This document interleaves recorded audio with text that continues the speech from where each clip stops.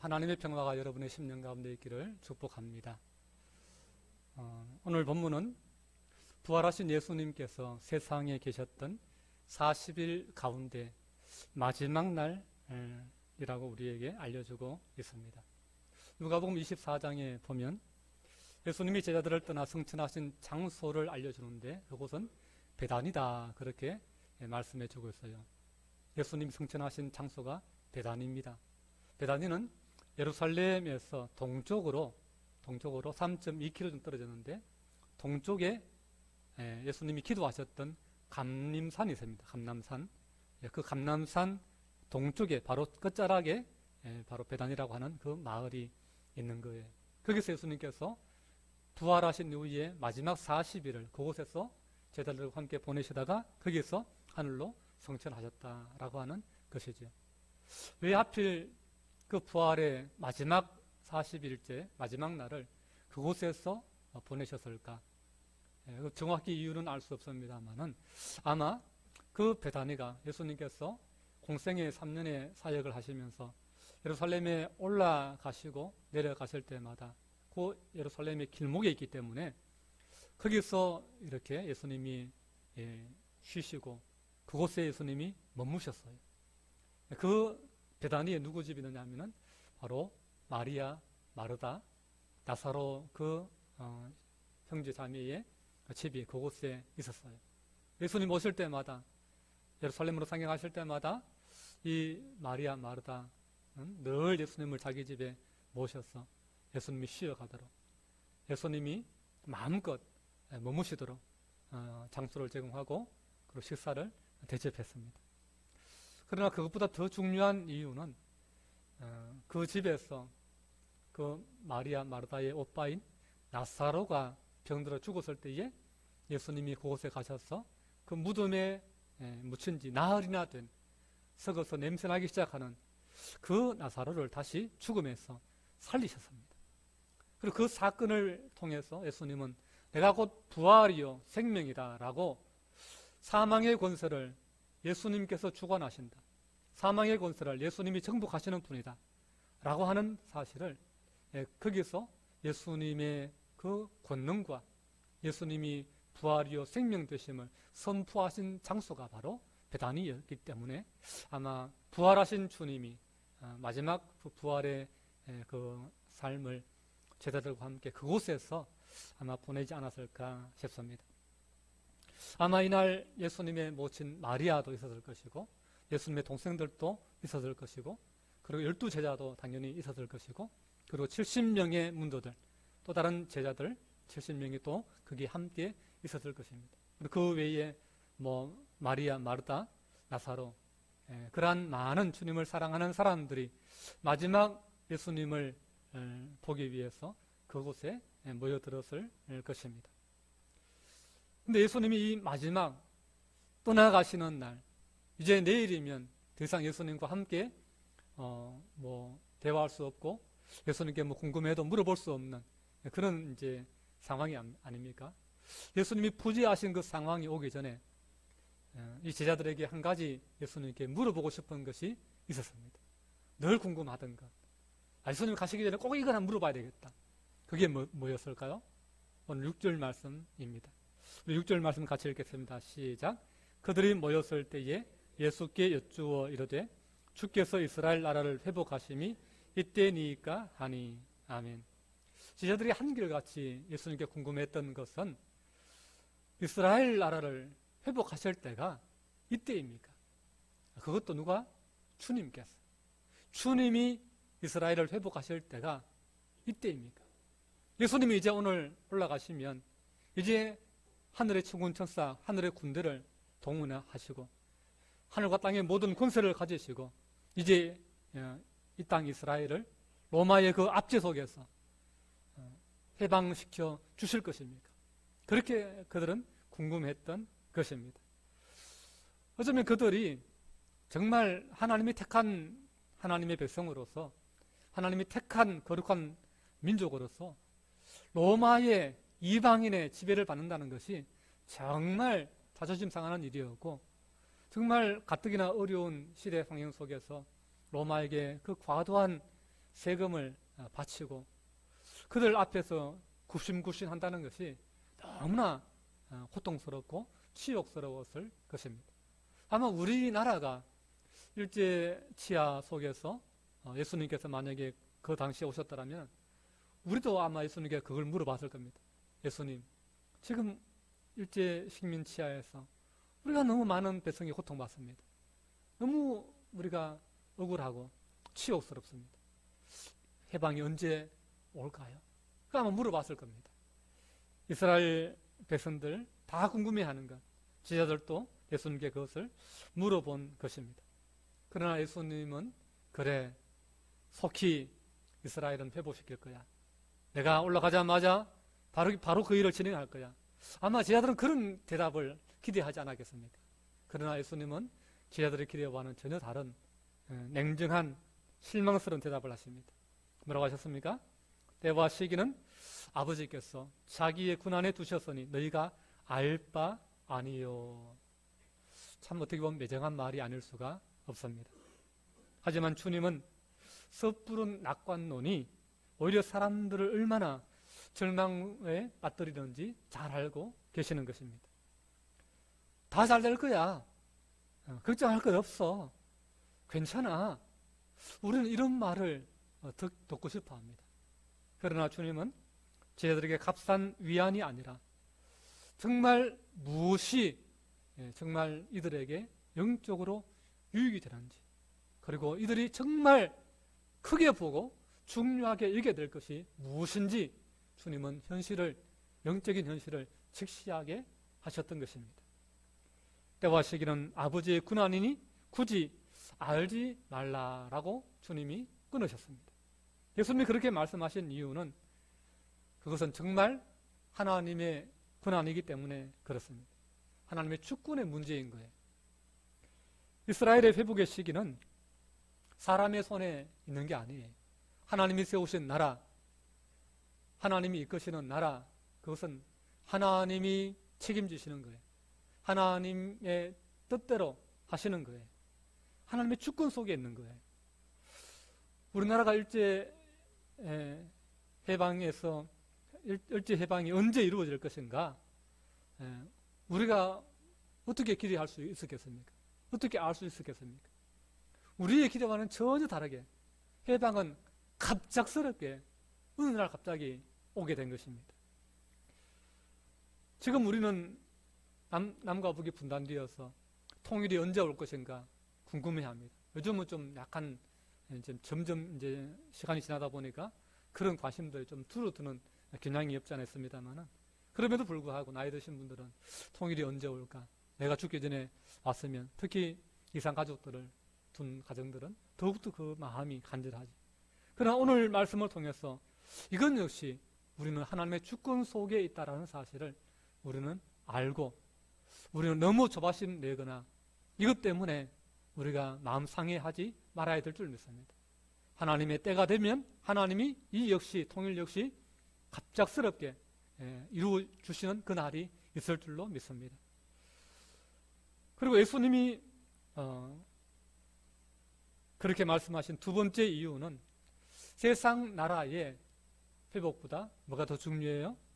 하나님의 나라의 회복이 더 중요하다. 이게 진짜 중요하다. 우리가 궁금해해야 할, 진짜 궁금해야 할 것은 세상 나라의 회복이 아니라 하나님의 나라의 회복이 진짜 우리가 더 궁금해야 할 것이다 라고 하는 것입니다. 그래서 주님은 이스라엘의 회복에 대한 기대와 소망은 역사의 주인이신 하나님께 맡기라는 것입니다. 그리고 더 중요한 그것을 기대하고 소망하라 라고 하는 것입니다. 주님이 제자들에게 바라는 더 중요하고 더 소망해야 될 그것이 뭘까요? 오늘 말씀 8절에 나와 있습니다. 우리 8절 말씀 같이 읽겠습니다. 오직 성령이 너희에게 임하시면 너희가 권능을 받고 예루살렘과 온 유대와 사마리아와 땅 끝까지 이르러 내 증인이 되리라 하시니라. 아멘. 예수님이 공생애 3년 동안 부활하셔서 40일 그 그 마무리 짓는 그 순간까지 예수님이 이 땅에서 강조하신 것은 두 가지입니다. 두 가지. 하나는 하나님의 나라입니다. 예수님은 늘 하나님의 나라를 이야기하셨습니다. 예수님은 사역을 처음 딱 하시면서 회개하라. 천국이 가까이 왔느니라. 하나님의 나라가 가까이 왔느니라. 그 말씀으로 사역을 시작했습니다. 그리고 하나님의 나라가 어떤 것인지 직접 예수님은 보여주셨습니다. 눈먼 자를 보게 하시고 귀신에게 눌린 자를 고치시고 자유케 하시고 마귀의 역사, 귀신의 역사를 몰아내시고 떠나가게 하시고 그리고 하늘의 평화가 그들 심령 가운데 임하게 하시고 죄에 눌린 자를 죄에서 자유케 하시고 병든 자를 고쳐주시고 하나님의 나라가 뭔지 하나님의 나라가 어떤 것인지 직접 예수님이 보여주셨습니다. 그리고 그 나라에 대한 비전을 주시면서 그 나라를 전파하시고 그 나라를 위해서 살아라고 그의 나라와 의를 구하며 살아라고 먼저 우리가 구해야 될 것은 하나님의 나라와 의라고 예수님께서 계속해서 하나님의 나라를 비유를 하셔도 하나님의 나라의 비유를 말씀해 주셨습니다. 예수님의 사역의 주제는 모토는 하나님의 나라입니다. 그리고 마지막 예수님께서 십자가를 앞에 두고 또 부활하시고 마지막 40일 그 부활의 시간들을 보내시면서 강조하신 또 한 가지는 바로 성령님입니다. 성령. 내가 가면 너희에게 성령을 보내줄 것이다. 아버지께서 보내실 성령이 계시다. 그가 오시면 진리를 알게 하실 것이다. 그가 오시면 내가 너희에게 전하는 말을 기억나게 할 것이다. 성령을 받아야 된다. 그래서 부활하신 주님이 제자들과 다시 만나서 제일 먼저 제자들에게 당부하신 것은 성령을 받아라 라고 하는 것이었습니다. 우리 지난 시간에도 예수님께서 뭘 말씀하셨어요? 40일 동안 계시면서 하나님 나라를 말씀하시고 그리고 뭘 기다리라고요? 아버지께서 약속하신 것을 기다려라. 아버지께서 약속하신 것을 기다려라. 요한은 물로 세례를 베풀었으나 너희는 몇 날이 못 되어 무슨 세례? 성령의 세례를 받으리라. 예수님이 강조하신 것 하나님의 나라와 성령 이 두 가지입니다. 많은 그리스도인들이 하나님 예수님은 우리 신앙생활에 있어서 꼭 알아야 되고 꼭 우리가 믿어야 되는 분으로 생각합니다. 그런데 성령님은 그냥 선택사항이라고 생각하는 분들이 의외로 많습니다. 그냥 옵션으로 보는 거예요. 그냥 하나님 믿고 그냥 예수님 믿고 그것으로 충분하다라고 그것으로 됐다라고 생각하는 분들이 의외로 많습니다. 그러나 여러분 그렇지 않습니다. 성령님 없이는 절대로 우리가 올바른 신앙생활을 할 수가 없습니다. 참다운 신앙생활을 할 수가 없습니다. 여러분 성령님이 안 계시면 교회는 교회될 수가 없는 거예요. 성령님이 내 삶 가운데 역사하지 않으시면 내가 참된 신앙이 될 수가 없는 거예요. 예수님은 그렇기 때문에 아버지께서 약속하신 성령을 기다리라고 말씀하시고 요한복음 20장에 성령을 받으라고 말씀하시고 사도행전 1장 5절에서 성령의 세례를 받으리라 그렇게 약속하고 계시는 것입니다. 여러분 성령님은요 예수님께서 하나님께서 우리에게 주시는 최고의 선물입니다. 여러분 최고의 선물이 뭐라고요? 성령님. 하나님 아버지께서 우리에게 주시는 많은 은혜들이 있는데 많은 선물들이 있는데 그 중에 최고가 뭐라고요? 성령님. 성령님을 우리에게 그냥 값없이 선물로 주시는 거예요. 예수님이 우리에게 너무나 놀라운 선물을 예비해 두고 계시다. 성령님을 내가 예비해 두었으니까 그 성령을 보낼 테니까 그 성령을 받아야 된다. 그렇게 말씀하세요.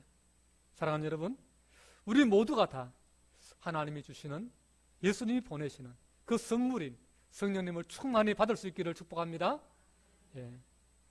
여러분 예수님과 성령님 이 두 분은요 마치 동전의 양면과도 같은 분이세요.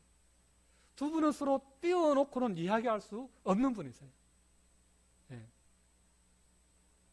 떼어놓으면 예수님도 예수님 되지 않고 성령님도 성령님 되지 않는 거예요.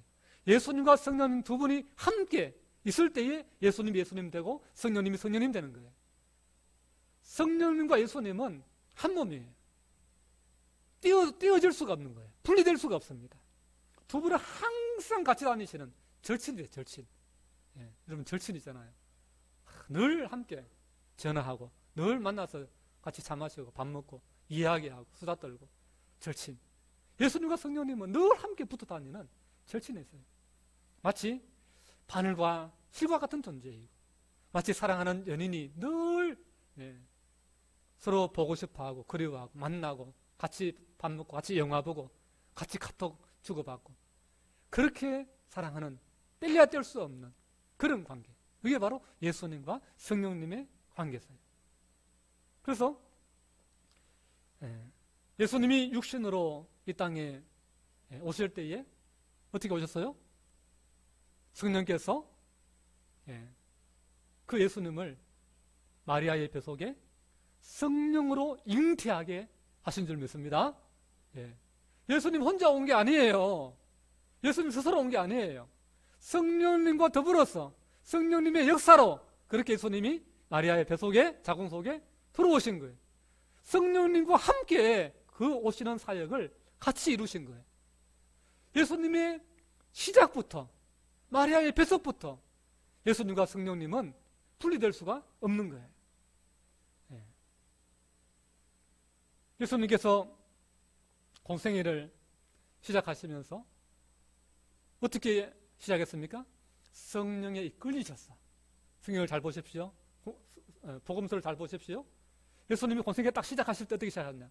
성령에 이끌리셔서 광야로 40일 금식 기도하러 나가십니다. 그게 공생의 시작입니다. 시험 받으시는 것도 기도하시는 것도 금식하시는 것도 다 성령에 이끌려서 하셨어요. 그리고 세례 요한에게 세례 받으시면서 이제 공적으로 인준을 받지요. 공적인 사역이 이제 펼쳐지죠. 그때 어떡합니까? 성령께서 하늘 위에서 비둘기처럼 임하시죠. 그러면서 하늘 위에서 이는 내 사랑하는 아들이요 내 기뻐하는 자라 하나님의 아버지의 음성이 들리죠. 성령님께서 비둘기같이 임하시는 그 주님과 연합하는 그 가운데 예수님의 공생의 사역이 펼쳐지게 되었다라고 하는 사실이에요. 예수님과 성령님은 분리될 수 없는 거예요. 성령님을 떼어놓고 예수님의 사역을 이야기할 수가 없는 거예요. 그래서 예수님의 사역 속에는 뭐가 나타납니까? 성령님이 나타나시는 거예요. 성령님이 나타나시는 거예요.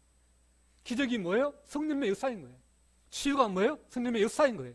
귀신이 떠나가는 건 뭐예요? 성령의 권능이에요. 제자들이 귀신을 쫓아내지 못할 때에 뭐라고 하십니까? 너희가 기도하지 않으면 이런 능력이 나타날 수가 없다고. 기도할 때에 성령의 은혜를 받고 능력을 받아서 이 사역을 이룰 수 있는 거다. 그리고 예수님께서 뭐라고 하셨습니까? 성령을 통해서 귀신이 떠나가는 것을 보면 하나님의 나라가 너희에게 임하였느니라. 그렇게 말씀하셨어요. 귀신이 떠나가는 건 역시 성령님의 도우시는 역사다라고 하는 사실입니다. 예수님은 늘 사역 속에서 성령님을 나타내시는 거예요. 성령님 얼마나 위대하신가? 성령님 얼마나 좋으신 분인가? 성령님의 능력이 얼마나 강력하신가?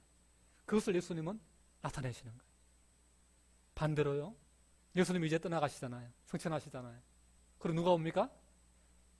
성령님. 약속하신 성령님이 오시는 거예요. 그 성령님 오셔서 뭐 합니까? 성령님 오셨어요? 예수님을 증거하는 거예요. 할렐루야. 성령님이 오셨어요. 예수님을 증거하시는 거예요. 예수님은 이 땅의 사역을 통해서 성령님의 그 임재와 성령의 능력과 성령의 그 기름 부으심의 역사와 성령께서 이루어 가시는 하나님의 나라의 사역들을 예수님이 보여주셨다면 이제 성령님은 반대로 예수님을 보여주시는 거예요.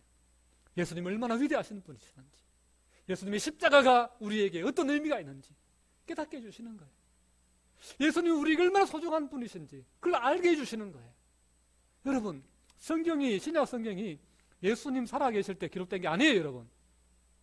예수님 돌아가시고 부활하시고 성천하신 이후에 성령님이 오셔서 이 신약 성경이 기록되게 하신 거예요. 그 말은 무슨 말입니까? 이 신약 성경 내용이 뭡니까? 다 예수님 이야기잖아요. 다 예수님 이야기. 예수님의 십자가가 얼마나 놀라운 것인가? 예수님의 부활이 얼마나 놀라운 것인가? 하나님이 이 땅에 예수님을 보내시는 사랑이 얼마나 큰 사랑인가. 다 예수님이 이야기해요. 누가 그걸 증거하시는 거예요? 성령님이 증거하시는 거예요. 성령님이 이 땅에서 예수님을 증거하시는 거예요. 예수님을 나타내시는 거예요. 예수님이 얼마나 귀하신 분이었나. 하나님이 얼마나 우리를 사랑하신 그 증거가 바로 예수님이다 라고 하는 것을 성령님께서 나타내시는 거예요. 또한 예수님은 얼마나 능력이 많으신 분이었나. 성령님이 증거하시는 거예요. 성령님은 예수님의 이름으로 귀신이 나가게 하시고, 예수님의 이름으로 병 고침을 있게 하시고. 여러분 놀랍지 않습니까? 예. 예수님은 성령의 능력을 힘입어서 그렇게 놀라운 사역을 행하시고, 성령님은 예수님의 이름을 힘입어서 놀라운 능력을 행하시고. 와, 제가 이 말씀 준비하면서 이것이 깨달아지는데 얼마나 은혜가 되는지 모르겠어요. 예수님은 정말 성령님과 절친이 있어요. 동전의 양면이 있어요. 사랑하는 연인과 같은 분이세요. 두 분은 늘 함께 예수님이 땅에 오신부터 떠나는 그때까지 끝까지 두 분 함께 하세요. 예수님 이 마지막 40일째 성천하시는 그날도 뭘 증거합니까? 성령을 증거하시죠. 성령을. 사도행전 1장이 예수님의 그 부활 이후의 삶을 제일 많이 이야기하는데, 예수님의 메시지의 중심이 성령님이에요. 성령님. 하나님의 나라에 대해서는 한 줄로 딱 요약하고 나머지는 성령을 기다려라는 거예요. 성령을. 그렇습니다. 성령이 없이는 예수님이 땅에 오셔서 가르치시고 전파하시고 고치시는 그 하나님의 나라의 사역이 계속될 수 있는 그 동력을 얻을 수 없는 것입니다. 그래서 예수님은 보이지 않는 성령님을 보여주시는 분이세요.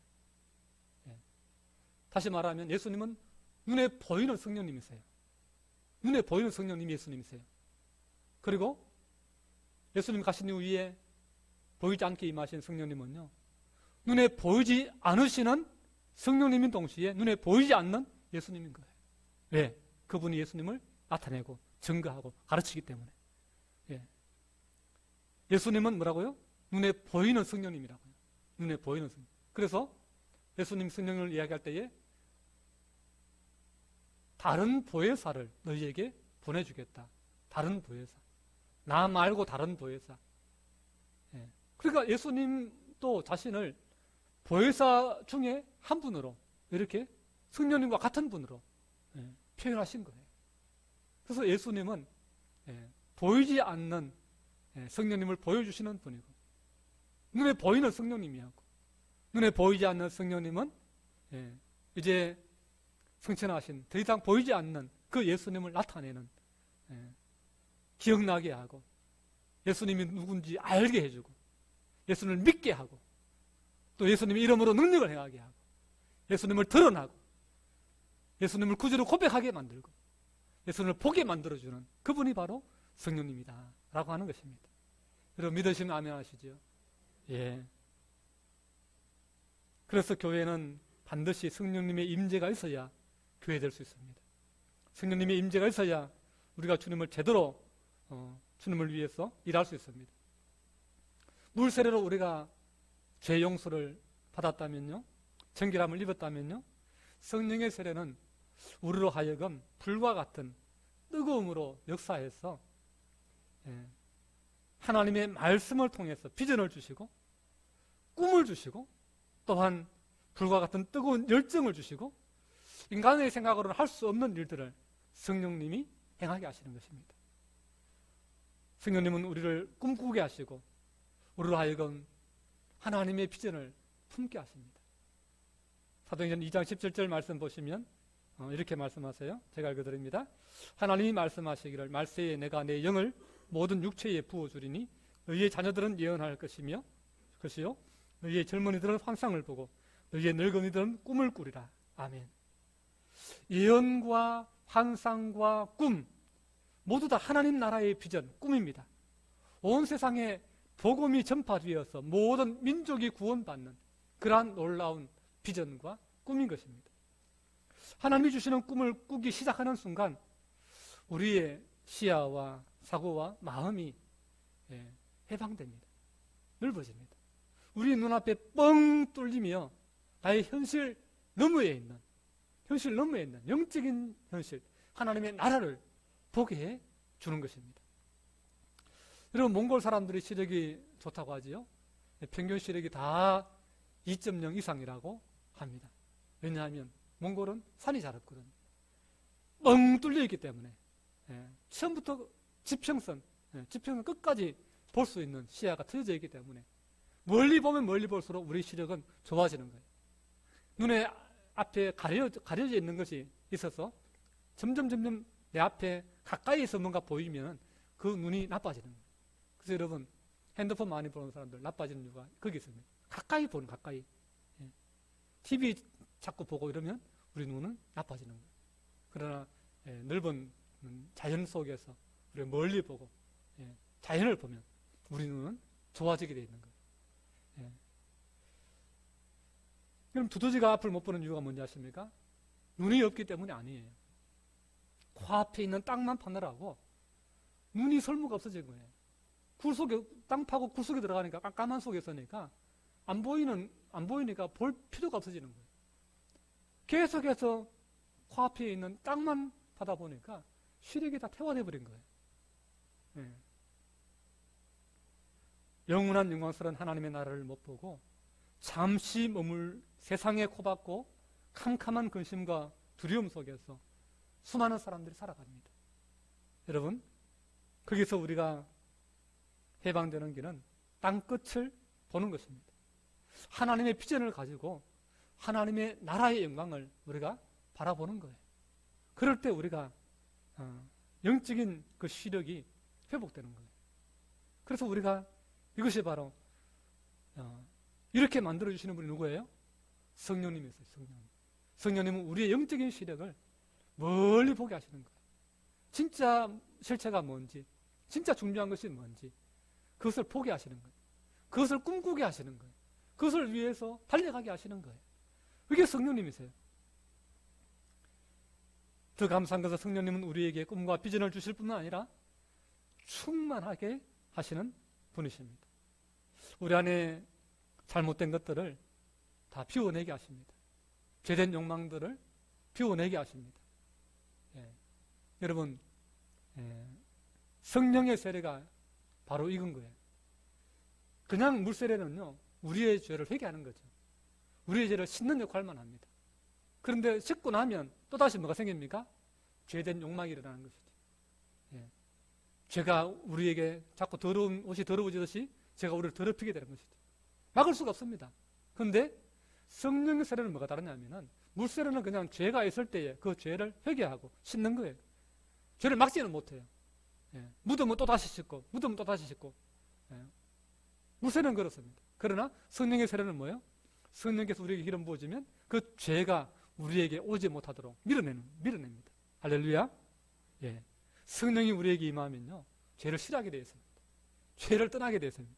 전에 좋아하던, 전에 즐기던 것들이 이제는 시시해지고 재미없어지고 더러워지고 그것이 나쁜 것인지 화나게 됩니다. 아, 이게 좋은 게 아니었구나. 내가 그동안 너무나 미련하게 살았구나. 인생을 낭비하고 살았구나.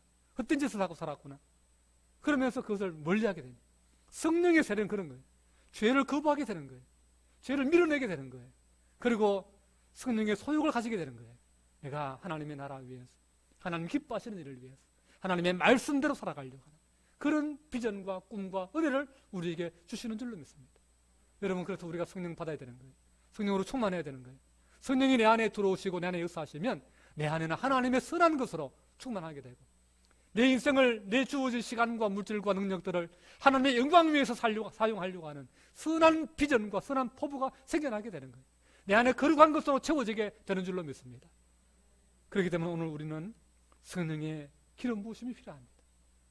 오늘 우리에게 뭐라고 합니까? 성령이 너희에게 임하시면 너희가 뭘 받고? 권능을 받고 그랬습니다. 권능. 헬라어로는 두나미스라고 이렇게 하는데, 여기서 두나미스라고 하는 이 단어에서 다이나마이트라고 하는 그러한 단어가 나왔습니다. 말하자면 성령께서 우리에게 임하시면 우리에게 뭐가 주어진다고요? 다이나마이트와 같은 폭발적인 능력이 주어진다라고 하는 거예요.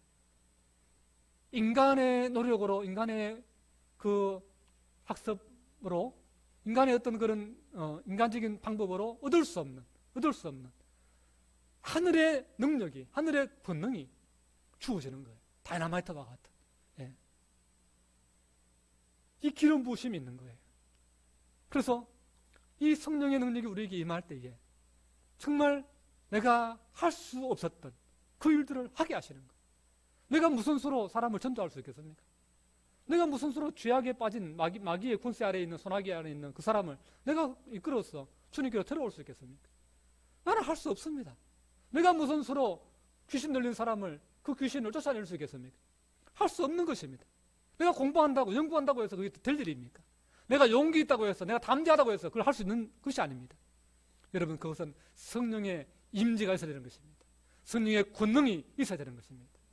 성령을 우리가 충만히 받게 되면, 성령으로 충만하게 되면 우리는 담대하게 할 수 없었던 일들을 우리 나도 모르게 행하게 되는 거예요. 예수의 이름으로 선포하게 되는 것입니다. 예수님 이름으로 나아가서 교회 가자고. 10월 15일 날 나와 함께 꼭 한번 교회 가자고. 그렇게 떨어지지 않던 입이 떨어지는 거예요. 여러분, 그렇기 때문에 여러분, 이 사역은 내 사역, 사람의 사역이 아니에요. 사람의 사역이 아니에요. 성령님의 사역이에요. 여러분의 일이 아니라 성령님의 일이에요. 그렇기 때문에 누구를 의지해야 됩니까? 성령님을 의지해야 되는 거예요. 우리가 성령님 도와달라고 기도해야 되는 거예요. 성령님이 역사해달라고 기도해야 되는 거예요. 성령님이 그 사람의 마음을 만져야 되는 거예요. 성령님이 그 사람 삶 가운데 역사하셔야 되는 거예요. 여러분, 10월 15일 날 성령님의 역사가 일어날 줄 믿습니다. 우리가 기도하면 될 줄 믿습니다. 예. 오늘 우리는 예수님의 증언으로 부름받은 사람들입니다. 성령님은 우리로 하여금 한 번도 우리 자신을 증명하라고 말씀하신 적이 없습니다. 오늘 너무나 많은 그리스도인들이 예수님을 증명하기 위해 살아가는 것이 아니라 자기 자신을 증명하기 위해서 살아가려고 합니다. 내가 얼마나 필요한 사람인지, 내가 얼마나 직장에서 유능한 사람인지, 내가 얼마나 아내로서, 남편으로서 괜찮은 사람인지, 내가 얼마나 부모로서 자식에게 능력 있는 부모인지, 그걸 증명하기 위해서 우리는 부단히 노력합니다. 그러나 우리의 가치는요, 우리의 존재의 가치는요, 예수님이 이미 증명해 주셨습니다. 더 이상 내 스스로 나의 존재 가치를 증명하려고 그렇게 여러분 안달복달 하지 말았으면 좋겠습니다. 우리가 얼마나 귀한 존재인지, 얼마나 가치 있는 존재인지, 얼마나 세상의 빛과 소금 될 수 있는 존재인지 주님이 십자가에서 우리를 위해 대신 생명 주심으로 말미암아, 나를 위해 피 흘려 주심으로 말미암아 우리가 하나님 앞에서 얼마나 소중한 존재인지 주님이 증명해 주셨습니다. 여러분, 그 십자가 아래에서 여러분 자유할 수 있기를 바랍니다. 이제는 주님 모시고 나의 존재의 가치를 인정해 주시고 나의 존재의 가치를 하나님의 형상으로, 하나님의 자녀, 아들, 딸로 회복시켜 주신 그 하나님의 은혜를 이제는 덧입어서 나를 그렇게 아름답게 나를 하나님 자녀 삼아 주신 그 은혜를 이제는 그 예수님을 증거할 수 있는 우리 모두가 될 수 있기를 바랍니다.